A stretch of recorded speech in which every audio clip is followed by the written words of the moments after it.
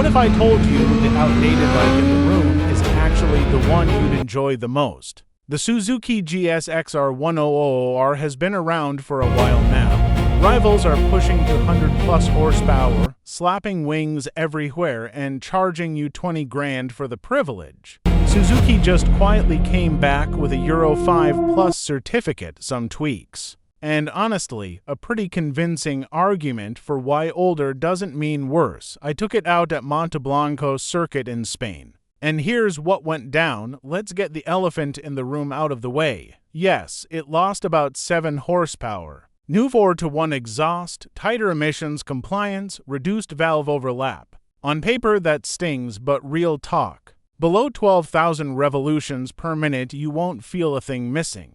The low-end pull is actually stronger than before, and Suzuki reworked the mapping to sharpen pickup from under 4,000 revolutions per minute. It's only up top, screaming toward the 14K red line in 4th, 5th, 6th. That's where you notice it's a little less savage than it used to be. Does it matter? Only if you're chasing lap times. For everyone else, it's still a proper leader bike. Fast, exciting, and now slightly more forgiving. Plus, they've beefed up the internals, stronger crank, new rods, better tolerances, so when tuners get their hands on it, there's real headroom there. The rider aids have been upgraded too.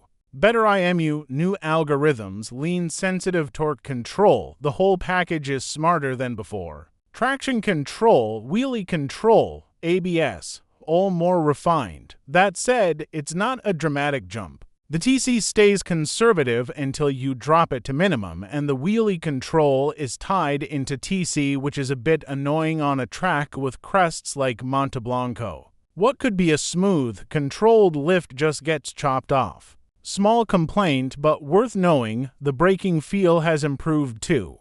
The old ABS used to cut in way too early and kill your confidence.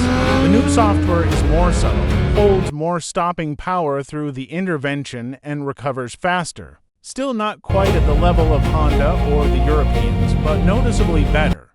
New winglets. 4 of them, carbon, handmade, straight from Suzuki's Japanese endurance racing program. They claim 8.4% less front-end lift above 60 miles per hour. Honestly, hard to feel the difference on track without a back-to-back comparison. The front still gets a bit nervous under hard acceleration over bumps. But they look good, and Suzuki's endurance pedigree is real, so we'll give them the benefit of the doubt. At 17,599 pounds, this sits in a really interesting spot. Cheaper than the BMW S1000RR once you factor in options, and way more accessible than the Honda Fireblade SP at nearly 24,000 pounds. And here's the thing nobody's saying loudly enough, the GSX-R1000R is genuinely fun for normal riders.